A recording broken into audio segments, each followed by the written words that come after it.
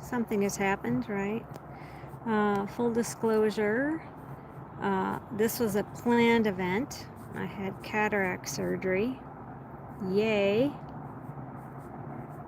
But I wanted to come to you today live because honestly, there's so much AI in the world that who can tell what's real and what's not real. So this is me being real. This was a planned event. I have cataracts in both eyes, and I was in a big push this last month to release my 1-minute stress release workbook that goes along with the book that I published 2 years ago on September 23rd. And really it's to help people deal with stress. So I knew, like, hello. So I get to wear this cool little gadget if I'm going to take a nap. Like, who can predict when you're going to get a nap? You could be watching somebody's drone on something and fall asleep on using your phone, or you could plan to take a nap, but I'll wear it at night when I go to bed for sure, so I don't rub my eyes, like for the next month. Yay, can't wait for next week when I have the other one, so I'm gonna look super hot. But my point being, I have this little technique that's less than a minute long that helps to dispel the stress even ahead of time. So yeah, I've been using this for 24 years, since just after 9/11. Happy anniversary, said no one ever, for 9/11. But I wanted to show you what I did so that you can maybe disperse some of your stress with most recent events or things that have happened in the past. And for me, I was anticipating what would it be like to have cataract surgery, because hell, I've never had that before. It's been like 25 years since I had LASIK surgery, and that was 45 seconds and it was over in both eyes. So who knows, right? You read about it, you think about it, you stress about it, and it was easy. So here you go. Who gives away anything for free anymore? No one. Today is your lucky day. Thumb to ring finger. These two fingers on the forehead, both sides. So this is a mudra. We're going to combine techniques. We're going to use the mudra, okay, both hands. I'm not using both hands, I'm holding my phone. But both hands, okay? And then you're going to rotate your eyes. Here we go. I'm getting my vitamin D as we speak. Okay, both hands. All right, hang on. Let me see if I can do this. Both hands. And then you're going to rotate your eyes as far in the peripheral of your vision as you can see. And you're going to process your stressor. In this case, it was me going, oh my God, how is it that I have to have cataract surgery? I'm way too young for this. And rotate my eyes as far as I can see and anticipate, like I watched a couple of videos, this is what we're going to do. We're going to do this little thing, we're going to dissolve your lens. And I'm like, oh, that sounds like a trip. Okay. But we're going to numb your eye. It'll be great. We're going to put you under light sedation. Really? And you're going to give me Versed so I don't remember? Yeah, no, I remember everything. So rotate my eyes as far as I can see. And then I'm going all the way around and then back around, anticipating all of these stressors, okay? Anticipating every single stressor. And then I go in for surgery today. They put in the numbing drops, they put in the dilation drops, they put in the super duper dilation drops, and then they hook you up, to your EKG machine, and woohoo! All right, hang on. Clearly I'm not sleeping. Then, yeah.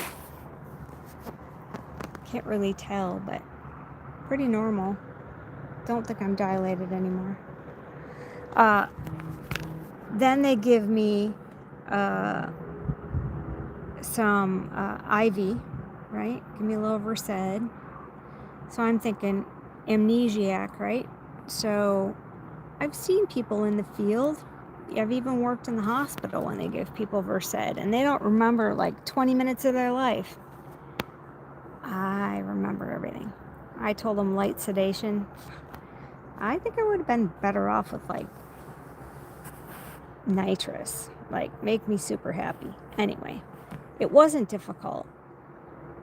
It was a little painful, only because they're dilating my eyes and putting this spreader so they get the full vision, and they're taking out my old lens, which is cloudy and got some yellow spots. And so I have this conversation with the surgeon.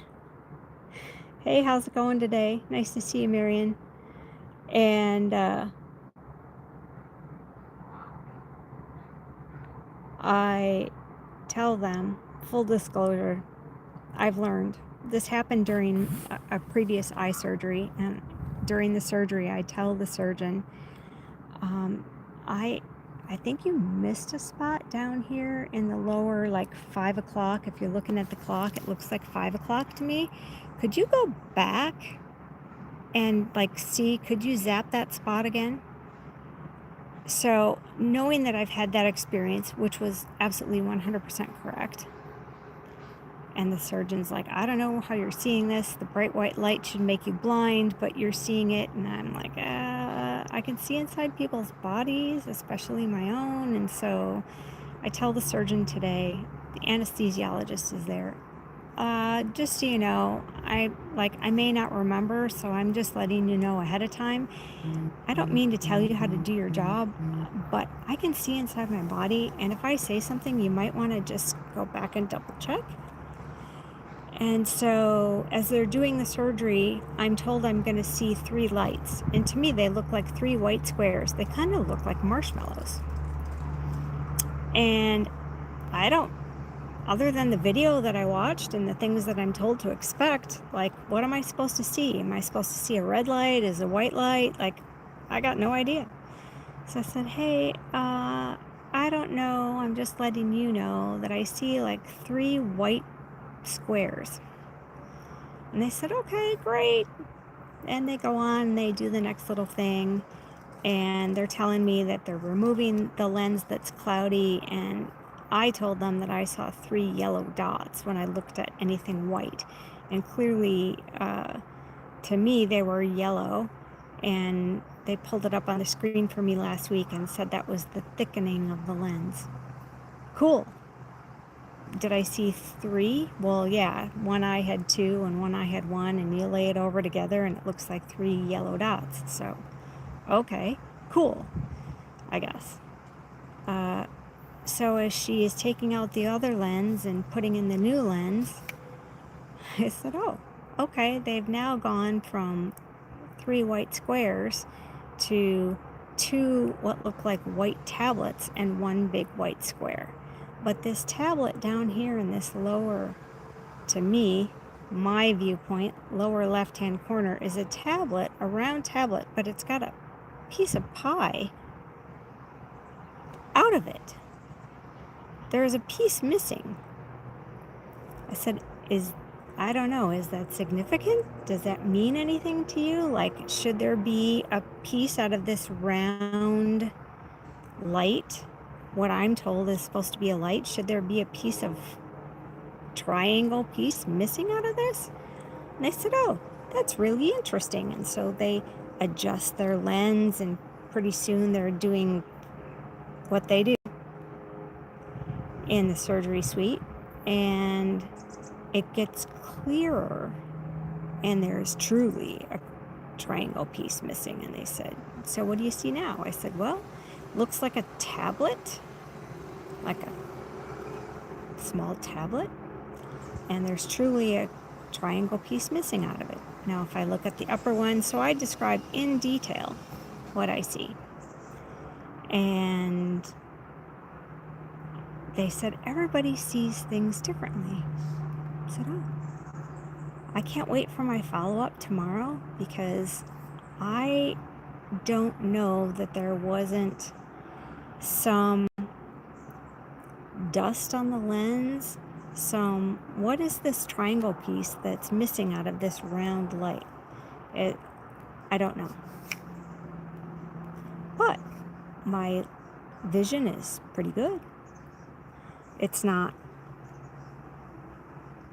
quite crisp as I thought it was going to be, but it's pretty damn good, let me tell you. Obviously, I'm going to have some sort of inflammation. They've just done a major surgery on my eye, and like 2 hours ago, and it's pretty great. It's pretty great, I gotta say. So, medical intuitives can see I can see inside my own body, but with permission, I can see inside of your body, and with permission, I can look at your animals. So, hey, if you need help, let me know. Also, I did that 1-minute stress release technique that I wrote a book about in anticipation of the surgery, so that my blood pressure would be calm, that I wouldn't need as much